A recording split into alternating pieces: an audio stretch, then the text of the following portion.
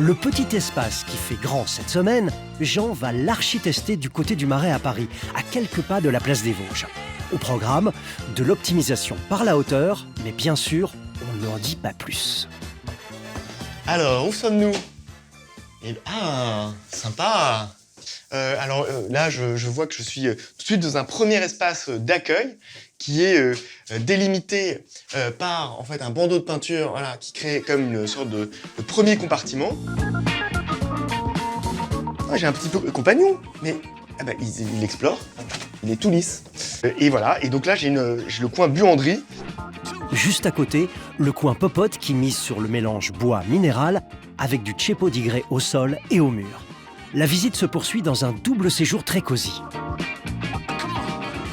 Et on voit bien qu'ici, on a continué à travailler avec les couleurs, puisqu'on voit qu'en fait, le mur, voilà, se prolonge sur une partie du plafond. Et donc là, c'est vraiment le séjour. Et donc, ça crée finalement une sorte de cocon qui précise la fonction. Séparer visuellement les fonctions d'une grande pièce, ça crée toujours une impression d'espace. Mais une autre petite illusion se cache ici.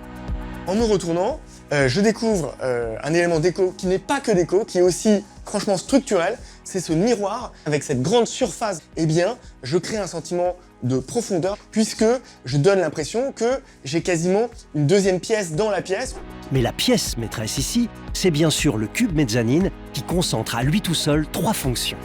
Dans les centres-villes anciens, on peut avoir des surfaces assez petites, mais en même temps qui se doublent de grandes hauteurs sous plafond.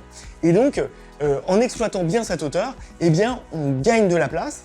Et là, je découvre ces 2 pièces qui ont été superposées. Je comprends que j'ai la chambre qui est là-haut, et en dessous, j'ai pu loger donc une salle de bain qui a l'air tout à fait vaste. Et on s'imagine que si on avait dû faire sans cette hauteur sous plafond, eh bien, j'aurais toute la zone chambre que j'aurais dû déborder ailleurs, ou toute la zone salle de bain, et donc j'aurais complètement perdu ce double séjour. Allez, hop, on se muscle les cuisses là, parce qu'on a une petite ascension. C'est parti pour l'exploration. Il monte. Oui, il y arrive. Hop, et il arrive où? Dans la chambre. Voilà. Ce qui est très amusant, c'est que j'ai vraiment cette chambre qui est détachée de l'appartement. Voilà, on a vraiment créé un étage en plus. Elle est isolée de l'espace de vie. Et en plus, le côté cocon est renforcé, en fait, par la continuité des étagères qu'on avait vues en dessous. Et donc, finalement, on a un vrai 2 pièces dans ce qui n'était au départ qu'une seule pièce. Du coup, on mise sur quelle surface? Moi, je dirais à 35 mètres carrés. Alors Jean a-t-il archi bien deviné? Réponse avec l'architecte des lieux. Tu n'es pas très loin de l'estimation, on est à 31 mètres carrés. Et en revanche, on a 7 mètres carrés au niveau de la mezzanine en plus. Donc au total, on pourrait dire qu'on aurait 38 mètres carrés. D'accord. Est-ce qu'aujourd'hui, l'enjeu, c'est pas quand on peut le faire, de superposer ou emboîter les fonctions pour gagner de la place et libérer de la zone de vie? Exactement. Alors, pas tous les espaces s'y prêtent. Ici, on a la chance d'avoir 3,40 mètres d'hauteur sous plafond. Donc on a vraiment pu travailler sur la superposition de 2 fonctions, l'une sur l'autre, et ce qui nous permet justement de gagner des mètres carrés précieux. Et justement, quand on n'a pas cette hauteur sous plafond, est-ce qu'on peut quand même trouver des solutions? Tout à fait. En fait, l'espace nuit, ça reste un bel espace que l'on peut superposer, que l'on peut justement rehausser. Même si on ne le rehausse pas de sorte à avoir une pièce en dessous, on peut quand même avoir un espace de rangement en dessous.